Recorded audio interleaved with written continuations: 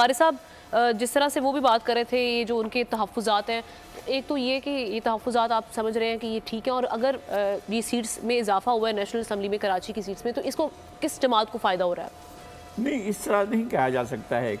पहले तो ये सारी सूरत देखी जाएगी कि कहाँ कहाँ पर जो है वो किस इलाके की किस हलके को जाकर ज़्यादा वो किया गया है।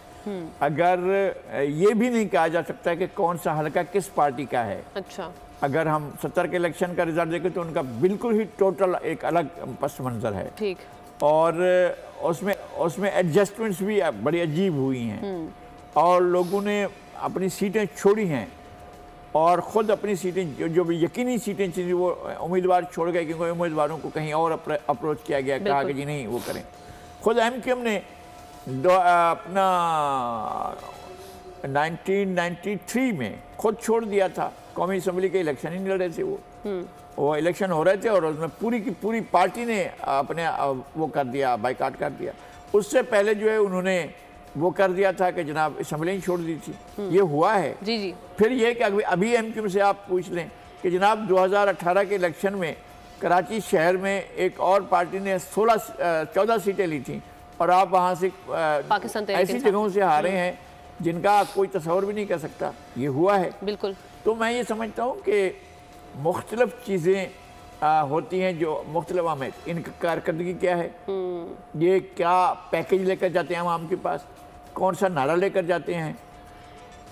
कराची के लोग जो हैं वो पिछले 20-25 साल की सारी सूरत हाल को भी सामने रखेंगे।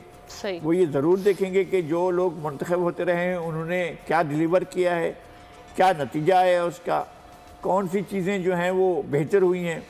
कराची के जो बेसिक इश्यूज़ हैं वो अभी तक सॉल्व नहीं हुए हैं। पानी का मसला है, कराची के लोग पानी के लिए सब पे करते हैं लेकिन उनको पानी नहीं मिलता है। और उसके बाद यहाँ पर गैस का मसला है। ये जो बेसिक इश्यूज़ हैं वो मौजूद हैं। रोड इंफ्रास्ट्रक्चर का मसला है वो मौजूद है। और उसके बाद आपका मास ट्रांजिट का इतना बड़ा मसला है कि कराची में कोई शख्स अगर ये बाइक्स बंद कर दी जाए तो मरहूम का लोग वो भी नहीं कर सकते। सही।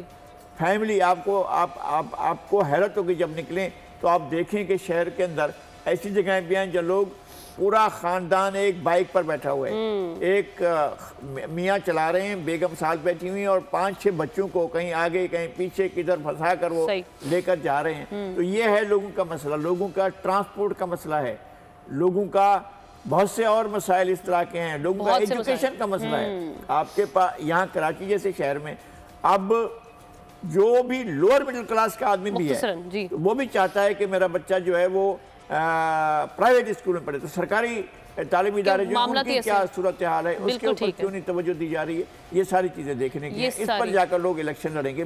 क्या लेकर जाते हैं लोगों के पास, क्या लेकर जाते हैं कि हम इस मुताले पर इलेक्शन लड़ रहे हैं। ऑफर क्या करें लोगों को, ये बहुत मैटर करता है। बिल्कुल सही कह रहे हैं लगारी साहब। सब्सक्राइब करें और बेल दबाएं ताकि कोई खबर रह न जाए।